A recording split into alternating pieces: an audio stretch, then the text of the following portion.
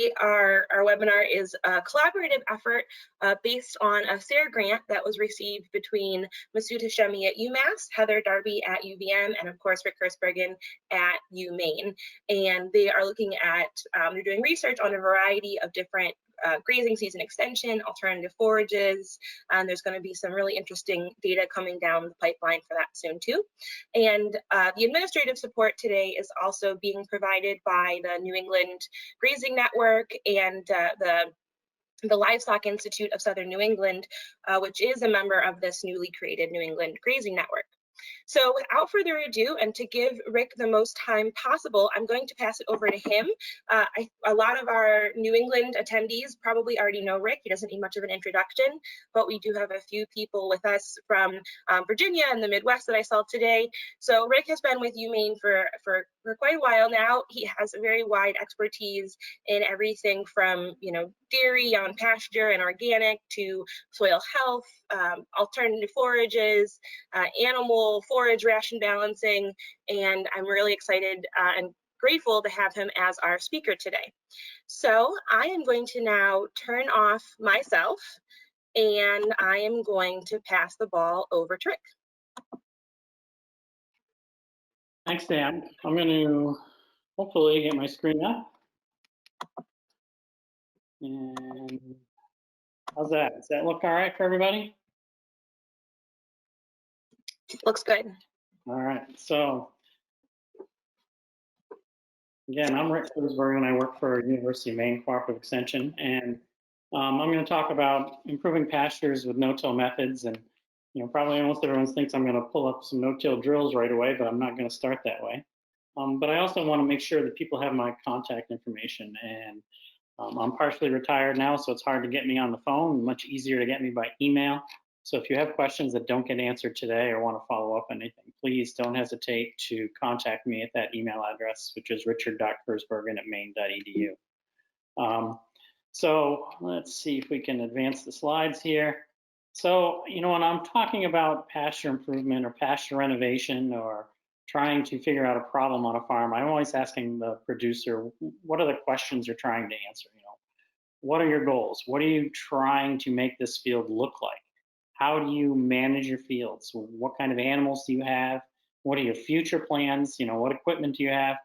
All sorts of questions, because the answer to how to improve that field is going to be different depending on the producer, the equipment, all these questions and all these variables. So it's really important that there's no one answer fits everybody's situation. So it's really important to think about, what's the background information you're dealing with. And one of the things I like to always talk about is the fact that when you're talking about pasture management, it's not just saying, well, I want to have a field of timothy or I want to have a field of ryegrass, but it's normally thinking about how do I improve that pasture sward to be more diverse. So my animals will be having a variety of plants to choose from. And it's also in terms of, especially if you think about it this year, having a diverse sward of plants out there is really important because it builds resilience into the system. So if you were going to my house today and to look at my lawn, you'll see that I have only one thing growing, and the only thing green in my lawn right now are dandelions because they have a deep taproot. So by having a diversity of plants in my lawn, at least I have something green because we've had very little rain. But it's also important in terms of thinking about, the fact that if you've got a diverse architecture of plants out there, you're building a better solar collector, you're capturing more solar radiation, and you're building better ability for those animals to pick and choose and be able to provide really nutritious forage for your animals and a diversity of forages. So throughout this presentation, you're probably going to see slides that you may have seen before from other presenters, and this one's I stole from Sid Bosworth, who's a recently retired agronomist from University of Vermont. But when you're talking about trying to improve either a hayfield or a pasture, we've got to figure out what's the underlying problem. Why does it look bad? Why is it producing poorly? Is it a soil situation? Is it low fertility? Is it compaction? And you're saying, well, it's compaction, I've only got animals out there. But I'll show you a slide in a minute that shows that compaction can be a real problem in pastures. And that's not something that I usually thought about until recently.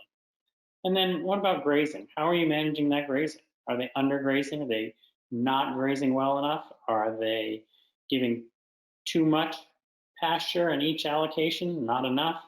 Is it a combination of factors? So look and try and figure out what's the problem. How did I get to this situation? And why do I have the plants that I have? And why do I have the productivity status that I have? So recently we did some work with Faye Benson from New York, and I never really thought about compaction being a problem in a pasture, but here's 2 soil samples that we dug out of a pasture in Freeport. And if we look at it saying which soil sample would you rather have your plants growing in, and most all of us would probably choose the one on the left. It's got better soil structure. You can see more roots in there. You've got more air and space there for water and air to infiltrate through, where the sample on the right is definitely compacted. It's got a layer of near the surface that minimizes the ability for water to drain through that field, so it's going to hold water. It's going to create a poor system for those plants to grow in. So really what's interesting is these samples were taken in a pasture about 2 feet apart. And the only difference is the one on the left was underneath the fence line, and the one on the right was in the pasture itself. So just the pasture and the compaction from the animals walking on that field created that compaction layer. Not something I normally used to think about in terms of pastures, because usually when we think about compaction, we're always thinking about tractors and heavy equipment rolling on fields. A lot of the questions I saw on the chats, or the questions that were on the applications for this webinar, dealt with weeds and how do we deal with certain weeds. And we'll talk a little bit about it at the end. But then you've got to decide, well, is that weed a problem or not? Sometimes we think about weeds as always being a problem, whereas they may or may not be. What's the weed doing? Is it poisonous? Obviously, that's going to be a problem. Does it suppress desired species? Does it reduce the yield? Does it have some allelopathic effects, something like a knapweed would potentially? Is it unpalatable? Animals not eating it. Can you train those animals to eat it? Maybe it would be a productive plant in your pasture if you could get your animals to eat it. So let's start with the basics. So obviously the first thing I'm going to say is, you're going to start by looking at the underlying problem, getting a soil test. That's the first thing you should do whenever think about trying to figure out what's going on in the pasture, where's the problem, and how do I start remediation. So I always say I start with the easiest one. And so, my job a lot of times is pretty easy. I can sit back in a chair just like this. This is a picture of Tim Griffin when he was young and vibrant extension person in University of Maine. But, a lot of the times it always starts with the soil test and seeing that, most of these fields have not had many inputs into it, and especially adding any liming agents. So a lot of times the pH of the soil is low, and that's inhibiting the grass or desirable species you want to grow and allowing weeds that can be more tolerant of a more acidic soil to grow. And so some data from Dan Hudson, who used to be at UVM, showed that, soil tests that went to the UVM lab for hay and pasture in Vermont, approximately a third of them were significantly acidic, meaning that the pH was low. That's a huge amount of soil samples coming back that require lime. And a third were also low in other soil nutrients. But the real one I always want to start with is soil pH, because that's the one that, it's kind of the hidden situation that occurs. And it's probably one of those situations where investments in applications of liming agents are important. So here's just an example of fields. We used to keep fields up at our experiment station at certain pHs just to show people the effects. And so the sample on right is all the grass that came from a quadrat of a soil that was at a pH of 5.3, and the sample on the right is all the grass that came from that same size quadrat with a pH of 7.0. So the only difference here is the soil pH, and you can look at the amount of yield and the not just the volume of grass, but also the maturity of that grass and the tallness of the grass. So here's what the pH 5.3 looks like. And so, when we took that sample to get those grasses, we had to weed out, so to speak, all the weeds and undesirable plants to get that sample.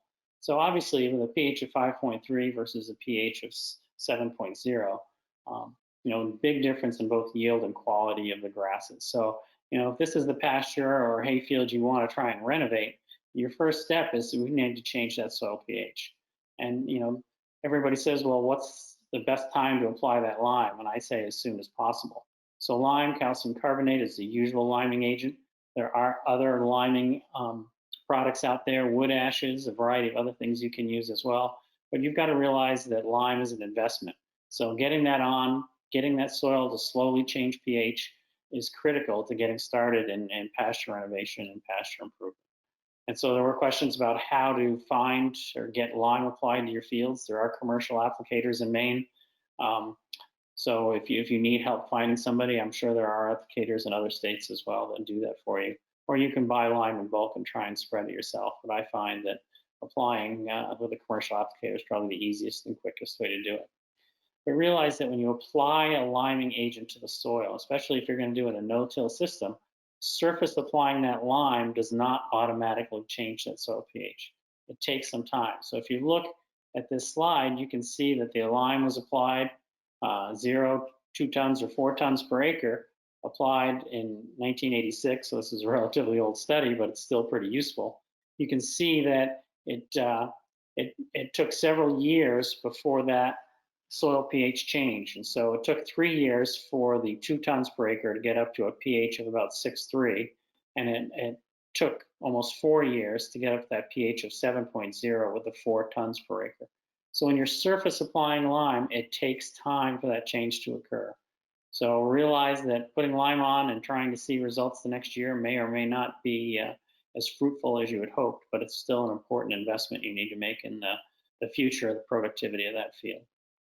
So here's just some basics that we always think about in terms of seeding new forage species, whether it's using no-till methods or conventional till methods, is, get that soil fertility appropriate for what you want to grow. So again, most of our cool season grasses, and I'm going to spend a lot of time on that, cool season forages, is that, they like a fairly neutral pH of 6.5 to 7, especially legumes. If you want to have legumes, the higher pH is probably going to be more appropriate for them to grow in.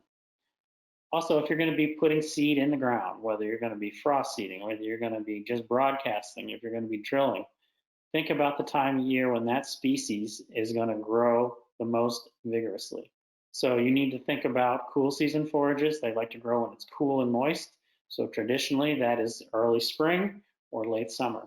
So trying to seed a cool season forage in the middle of July is not going to be very successful. You're going to be outcompeted by plants that do much better in hot, dry conditions, which are normally a variety of annual weeds. When you're seeding forages, you got to be at the right depth. Make sure that you find out where that seed is when you're seeding. Whether you're using a drill, however you're doing it, you need to have that seed at the right depth and have good soil to seed contact. So when that seed does germinate, that it's not going to dry out immediately. And then finally, especially with no-till systems, how do we compete against the existing forages that are in there? How do we compete against weeds, and how do we compete against the forages that are still growing and you want to just try and introduce new species or better species? So I'm going to try a variety of methods. One is thinking about, well, can you just use better grazing management to improve your pasture? So when you look at a pasture like this, it's got lots of weeds, it looks like it's dried up, lots of plants that have gone to seed. What caused that? Was it your pasture management that caused it? And is it undergrazing or is it overgrazing? Did you have too many animals in that acre, or did you have not enough animals in smaller acreages? And so think about that.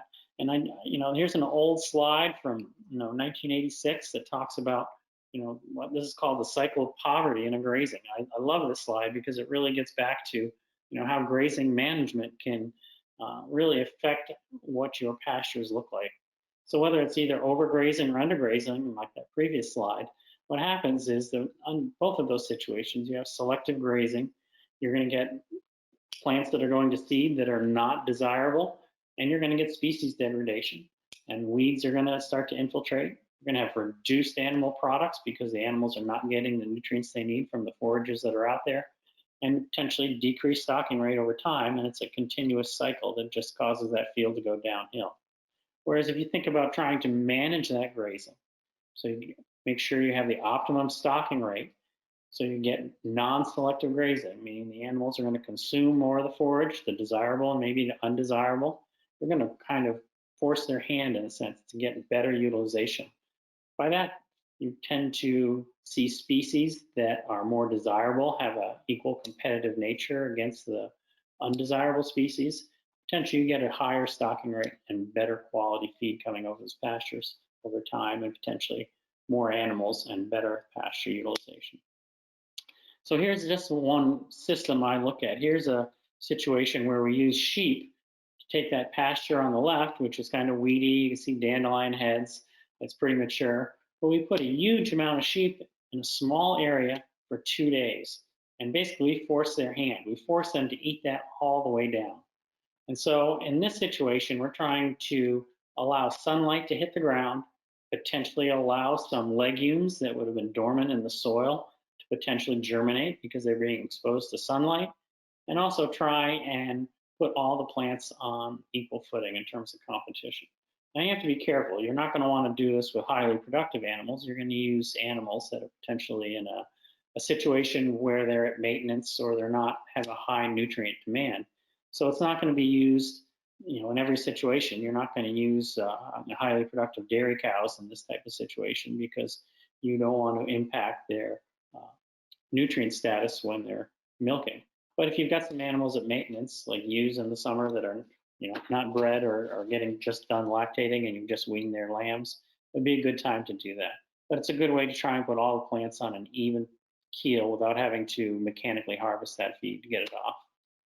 What are some other ways? Well, frost eating is one. And frost eating, I love this title and I wish I was responsible for it, but it's a Tim Griffin title. It's frost eating. It's either a low-tech wonder or wishful thinking, depending on whether it works or not.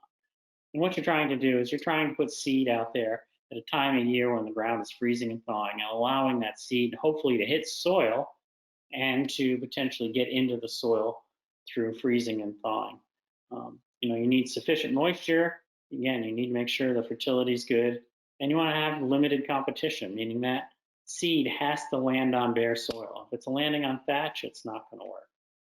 And so most of the time when we're doing frost eating, we're thinking about trying to get legumes established in a pasture, increase the legume content. And I thought I'd throw this out there because it's an interesting slide, because you're trying to figure out what's the legume competition or legume composition in these 3 samples. And this is from Ed Rayburn, but looking at that, it's hard to see the difference between some of these, especially the one that's 25% legume and 75% grass. That looks like a lot of legume to me, but it really isn't. And if you look at the one on the right, that's 46% legume. So some of it's based on the volume of material, not just the leaf surface. So again, I just thought that was an interesting slide. So frost eating works best when there is bare soil. A lot of times we're using legumes to do this. So red clover tends to be a real popular one because it's relatively cheap. And then you got to think about, how do I limit competition? Are you going to be able to put animals out there early on so they can graze the existing forage a little bit and let the new seeding of red clover come up through and get it some sunlight? So you need to think about how you're going to allow some of that competition to aid in the development of the newer species you're trying to get in. What about using your animals to seed pastures? So it's important to realize that, frost eating, we're thinking about freezing and thawing to get that seed into the ground. And maybe animals can put that seed in the ground for us as well. And so, there's potential ways to do this. How do we take, things like a waste area, maybe winter feeding yards, spread some seed out there and let animals, pound that seed into the ground or hoof it into the ground. And again, you can use managed grazing to do some of this when the soil is moist. Sometimes you can introduce other crops, especially in the fall, such as brassicas, and I think we'll have a webinar about introducing brassicas for fall grazing later this summer. But think about how you want to do that. So you can call it a hoof and tooth reseeding, whereas you can use your animals to try and kind of set back the existing forage, as well as introduce the new seeding and having them use their hooves to put that seed in the soil. And on the bottom picture on the right, you can see these situations might work well for where people have fed bales during the winter and have kind of bale grazed. And I'm at Wolf's Neck Farm today doing this webinar, and they were asking me about bale grazing here. And I was not very positive about that because Wolf's Neck Farm has heavy clay soils. And so it really is not set up for bale grazing. But if you have a fairly well-drained site, and you potentially could bale graze in the winter and use that as a reseeding tool or reseeding opportunity without having to provide tillage, it's a good opportunity. So let's talk about some other things in terms of no-till pastures and how to do that. Again, most of the time I'm going to be talking about the two bottom ones, about either new forage seedings or improving pasture or renovating hayfields or introducing new species into pastures or hayfields. So, we see increased use of no-till in a variety of ways. And as Samantha said early on, I've done a lot of work with no-till corn and seen the soil quality benefits from using no-till corn and cover crops. But, the benefits of no-till are we do see an increase in organic matter without that tillage operation. When we till soils, we burn off organic matter. We see better soil quality in terms of microbial activity, whether that's earthworms or better soil, stable aggregates. And hopefully we're also allowing for increased carbon sequestration. And some of the things we also see are soil moisture conservation, and obviously the easiest one, reduced field time and using less fuel for plowing, harrowing, and my favorite opportunity of picking rocks. So basics of no-till drills, if you're going to use these no-till drills to introduce new species, is you got to realize these are heavy pieces of machinery. And you're trying to get this seed into the ground at a very shallow depth. You want good soil to seed contact. And when you're looking at different drills, they're going to come in a variety of ways of doing that. Some of it's going to be based on the spacing of the seed dropping that's going to occur. Some of it's going to be based on how good the soil conditions are when you do it, if it's too dry or too wet. All those are important factors to think about. So again, just a big checklist, and one of the ones I need to think about is at the bottom, but again, we want to make sure we're managing that pH and getting that correct before we even start thinking about either renting or buying a drill. Think about how we're going to control the existing vegetation. Are you going to do that with your animals? You're going to do it with mowing? Are you going to do it with herbicides? Picking the right time to do this. Again, you want to emphasize the time you introduce those seeds are the times when they are going to grow the best, so they have some competitive advantage. Think about that soil to seed contact, the seed quality. How are you going to control vegetation after you've seeded? So again, trying to figure out how to minimize the competition from the existing forage. And then the other one is field smoothness. It's important to realize you're trying to get this seed in a depth of 1/4 of an inch deep in most situations. And if you've got a really bumpy field and you're going over it with these drills, trying to get that seed a 1/4 inch deep on a uniform basis is going to be quite the challenge. So here's just an example of the fact that seeding depth is really important. Again, this is an older slide, but it shows that once you go past that 1/4 inch depth of this is a bird's trefoil example, but once you go past that depth, you're really reducing potential yield and emergence of that seed. So if you're planting that seed at an inch deep, you've already reduced your yield by 50%. So that's a big consideration when you're using no-till drills. You need to get off the drill, look for that seed. It's not easy to find. You've got to look at where it is. And sometimes you've got to assume that when you see seed on the ground, you're probably getting things at the right depth, because most of that seed's only 1/4 inch to 1/2 inch deep. The other thing you want to think about is what are you putting in the ground? Again, most of the times we're talking about introducing legumes to try and improve the legume composition of that pasture. But you also want to think about, if you're introducing grasses, which grasses are going to potentially shade tolerant, because again, they're going to be in the shadows of the existing forage. So how do you pick those, and what are you going to pick? So here's just some examples, and this is from Virginia Cooperative Extension. So these are species of grasses and clovers that tend to be a little bit more shade tolerant. And on the right are some of the seeding rates you'd want to use, especially if you're going to try and drill in. So a variety of seeding rates, a variety of different grasses. And again, make sure that you're picking something that's going to be vigorous in the soils you have, as well as doing this at the right time of the season. So I just throw this out here because this is how we would traditionally seed forages on a plowed ground. We would plow, we would harrow, we would put our soil amendments on, we would seed with a brilliant seeder, try and get a firm seed bed, and try and get that seed in that 1/4 inch. Of course, I forgot about the picking rocks period, but again, it's one of those where we try and get a firm seed bed. And so this is what a firm seed would look like. If you walk across it in your feet, go any deeper than that. See that footprint there? You've got too much of a fluffy seed bed and that seed's not going to grow. So the advantage of no-till seedings are that you're going to seed into something that's already compacted and firm. So I got a bunch of pictures from Kate Parsons from Massachusetts, and this is her no-till drill. And I like this drill for a variety of reasons. One of them is that it has very close spacing. So you'll find that most no-till drills have spacings of 6 inches, 7 inches apart for the seed drop, whereas these S drills have 4-inch spacing. So I'm going to go through some of the basics of this drill and show you some of the components that you need to look at if you're going to use one of these, whether you're going to buy it or rent it. So obviously the first thing that comes into the ground is that fluted coulter in the front. So that wavy coulter actually cuts a slice into the ground. And you can see here that it's cutting that slice probably 1 inch to 1.5 inches deep. And if you look to the left, you'll see that the next component are the double disc openers, which are 2 discs that are going right in that same slice and creating an opening in the soil.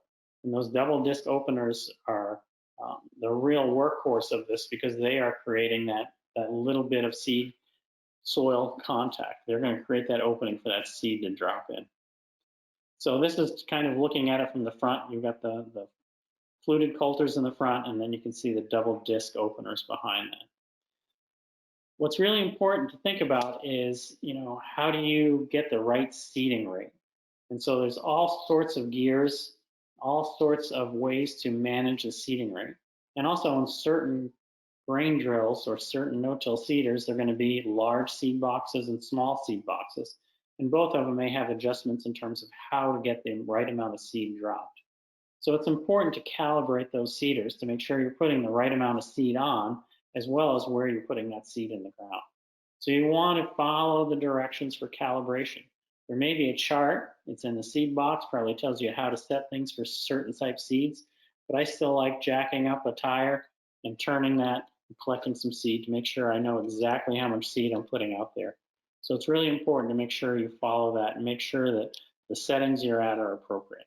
So get off the tractor, make sure that you're not using too much or too little seed, make sure that your calibration process was correct. And finally, after the double disc openers, you'll see that the seed drops down a tube and then there's a packing wheel behind it. And you can see with this seeder that we're talking about a 4-inch spacing, so it's pretty tight seeding.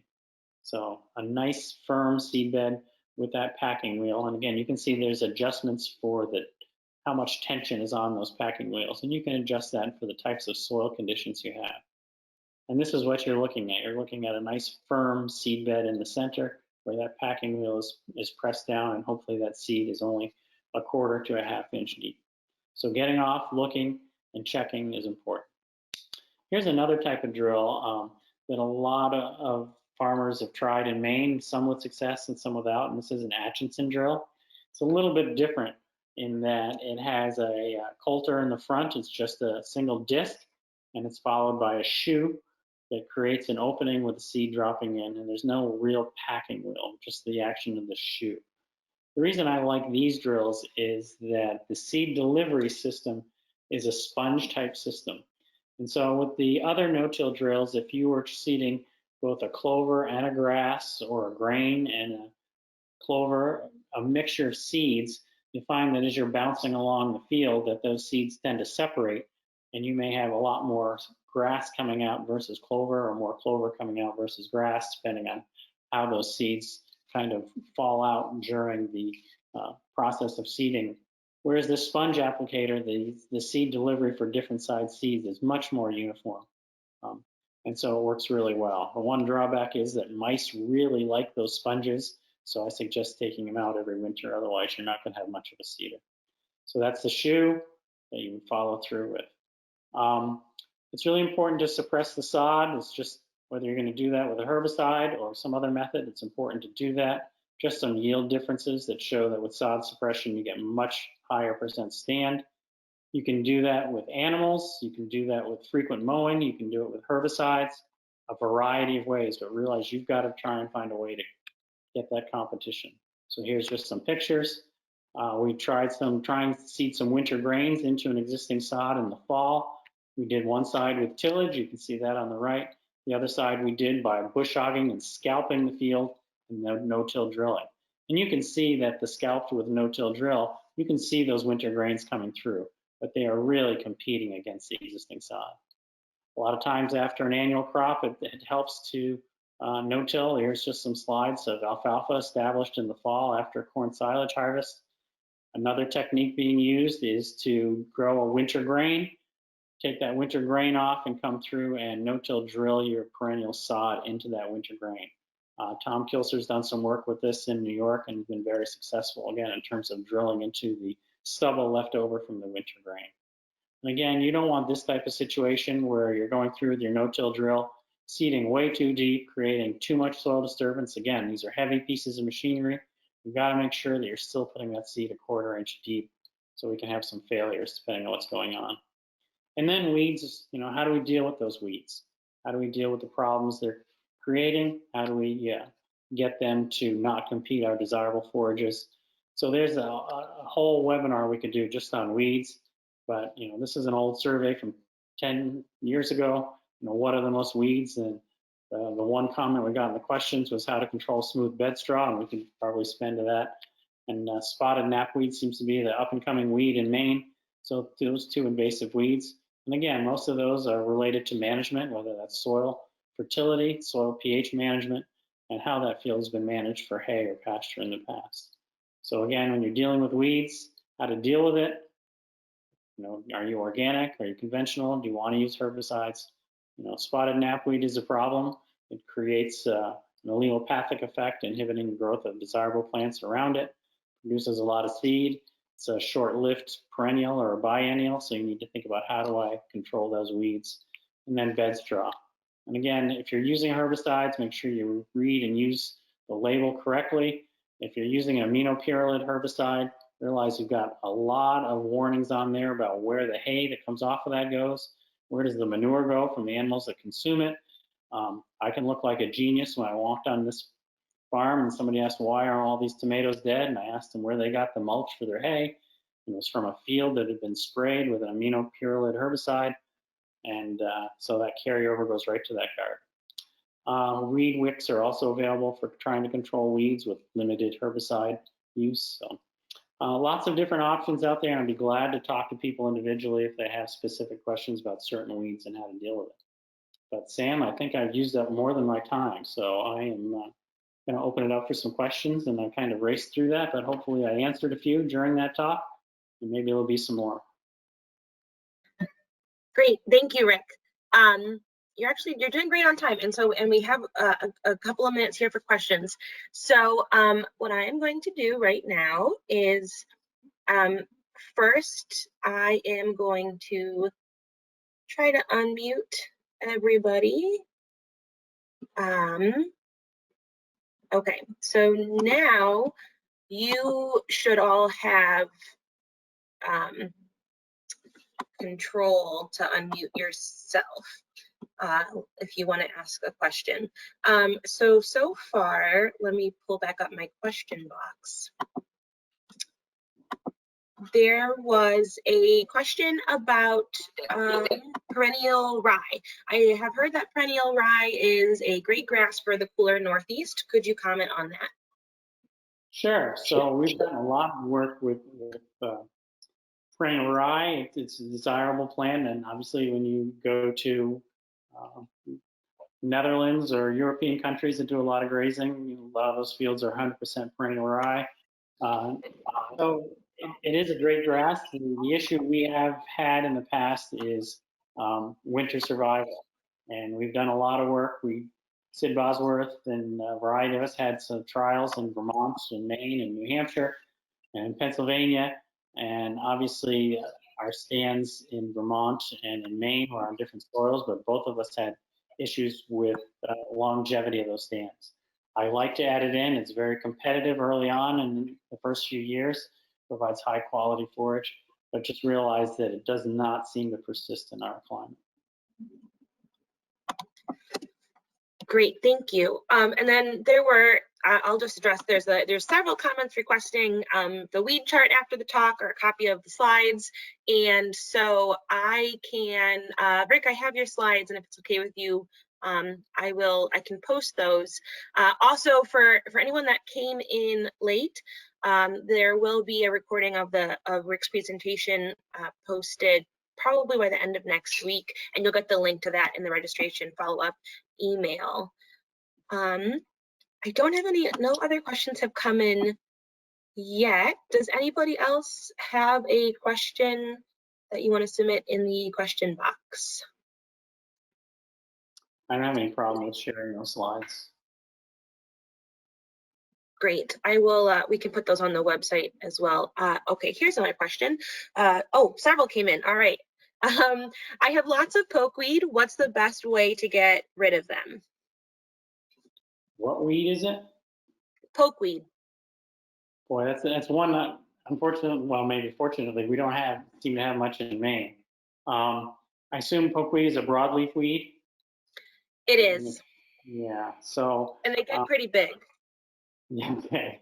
So, I mean, it depends, obviously, pasture management and clipping, probably going to be part of that. And then if you're willing to use a herbicide, realize that, most herbicides are going to be either, a broadleaf herbicide or a grass herbicide, or, non-discriminatory herbicide like glyphosate, where we're going to be killing both broadleaves and grasses.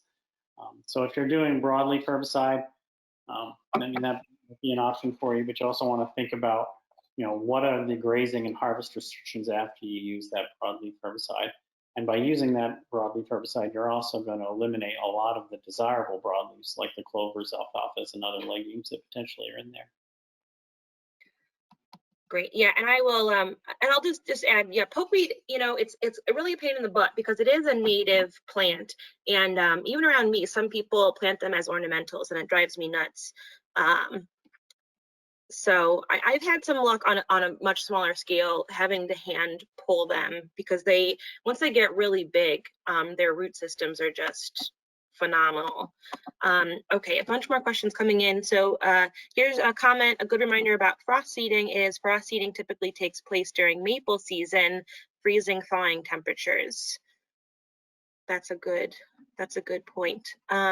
Another question here. Do you have advice on how hard to graze under these drought conditions? Well, that's a great question. Obviously, when you're grazing under these drought conditions, you want to leave as much residual as possible, because you want to shade that ground to try and keep it as cool as possible and minimize the plant's sloughing of the root system. So if you graze short, realize that what's above the ground tends to mimic what's below the ground. So if you graze really short, your root system's probably really short. So you're going to end up trying to create even more of a drought-stressed plant. So make sure if you're grazing under these conditions that you leave as much residual as you potentially can. Think about how you're going to do that, whether you're going to expand your pasture system, whether you're going to feed more in the barn and take them off. But really, under dry conditions, you don't want to graze short. You want to leave as much residual as you possibly can. Great. Okay, another question. What about weeds from bale grazing? This seems like a good way to introduce weeds in addition to forage seed. Correct. It really depends on where those bales have come from, what you've harvested. So yeah, the potential is there to introduce species from other field that you may not have had in that pasture originally. So that is an issue. So know where your bales are coming from, know what you might be putting in there. But yeah, you are correct. You potentially could be bringing in a problem if you're doing that. So be aware and know what you're doing there, especially if you're buying hay and putting those bales in there. So I've seen that happen with a variety of things, including knapweed, or I've seen knapweed come into a field through purchase feed. Okay, Rick, I'm just gonna keep going through the questions, and even if we go over time, if you have time to stay on, I'll go through them all because they're rolling in now. So here's another question. We have had issues, more specifically not being successful with new pasture and moss taking over. So moss is a tough one. You have moss, obviously you must have a really moist soil. It tends to be moss likes it moist, likes it acidic. So make sure your soil pH is correct, that you're up at that 6.5 range. If you're not organic, I can tell you that using a fairly strong dose of nitrogen fertilizer, or it's going to encourage the grass and discourage the moss. I've seen that work fairly well if you're not an organic farmer and can use nitrogen fertilizer. I would think about putting on 60 to 100 pounds of N, whether you're using urea or ammonium sulfate, potentially to really set back the moss and increase the grass growth. That would probably be one of my suggestions. There are some herbicides specifically for moss, but I'm not sure if they're labeled for hay fields. So most of them would be labeled for lawns, so I'm not sure it'd be legal to use them in a hay field or a pasture. Another weed question. How can I get rid of a large stand of Japanese knotweed? $1 million question. $1 million question, and I, you know, it's one that many people have tried to answer. Obviously, it's going to be one where it's going to be either a long time period, but if it's something that you can smother, whether that's with heavy pieces of carpet remnants and try and smother it and keep it underground for a few years, it's still one of those most unbelievably persistent weeds, almost impossible to get rid of. I had an old farm and I had some in the back, and I have to admit I pulled out the glyphosate and I was pretty diligent. I sprayed that knotweed when it was 4 or 5 feet tall to try and maximize how much herbicide would be taken into the root system. I did that for 4 or 5 years and I thought I had it licked. I moved to about half a mile down the road, and I went in my old farm's backyard the other day, and I saw that it was all back again. So it's pretty persistent. It's tough to kill. Keep cutting it, keep mowing it, keep clipping it. Animals will graze it. So it's about all I can tell you. It's pretty hard to kill. Yeah, and a couple of comments on that that'll roll into a question. There's the comment that that goats love knotweed, and that knotweed in hay causes nasal irritation all winter, including in the goats.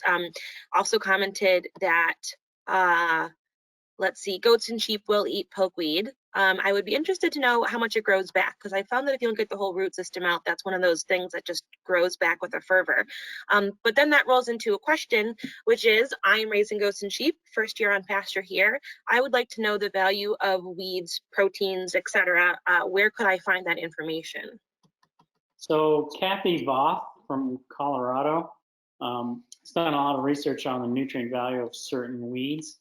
And so if you look up Kathy Voth, V-O-T-H, she also puts out a publication called On Pasture, which is a great resource. So I would suggest getting the subscription to On Pasture. It used to be free, but now she has a subscription fee, but it's well worth it. And her name is Kathy Voth, V-O-T-H. Awesome. And just so everybody knows, we'll try to get through all your questions. If you can't stick around for the answer, it will be recorded so you can catch back in. Another question, we have an old concrete weight with 2-inch spikes. Is that a good way to aerate? Yeah, I'm not a big fan of aerating because I'm not sure it really does all that much except put holes in the ground. It doesn't necessarily relieve compaction. So if your goal is to relieve compaction, that's probably not going to do it. If you're trying to create a seed bed by punching the seed into soil, it may do some of that. It's also really good for creating pockets for liquid manure if you're applying liquid manure on those fields, for liquid manure to stay on that field and infiltrate. Realize it's not going to really relieve compaction. So I just want to make sure that's clear. That's a difference between aerating and relieving compaction. Great. Just a couple more. I think this came in follow up to shorter grazing for, well, I don't want to make an assumption. I'll just read the question. The question is, how short is short grazing? So obviously this time of year, if you want to leave residual, I'd like to leave 4 to 5 inches of residual. And again, depending on the species that are grazing, they're all going to graze different heights.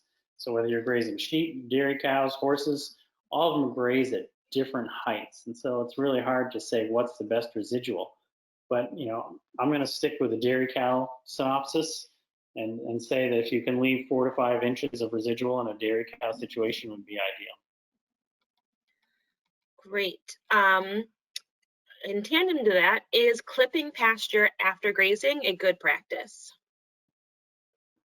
Yes and no. I mean, obviously, clipping is going to put all the plants in that pasture on an equal footing for regrowth. So if you have problem weeds, if you've not managed the pasture correctly, and so you have a lot of residual, clipping is a way to put all those plants back into a steady or an even vegetative state. So yes, I think clipping can be desirable. Obviously, if you can manage your grazing so you don't need to clip, that would be the best. But again, clipping definitely helps, especially in terms of trying to keep back plants that are less desirable to the species of animals that you're trying to feed. Great, and I think you might have already answered this with some other questions, but just in case the asker is still wondering, I want to mow after grazing, how short to mow? Again, I would try and leave as much residual as possible. I wouldn't want to go more than 4 or 5 inches.